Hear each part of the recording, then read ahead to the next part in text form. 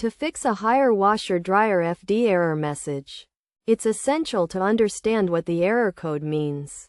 The FD error message is a clear indication that the dryer element has a problem. Common causes of this error include faulty thermostats and a malfunctioning heating control. To resolve the issue, start by testing the thermostats.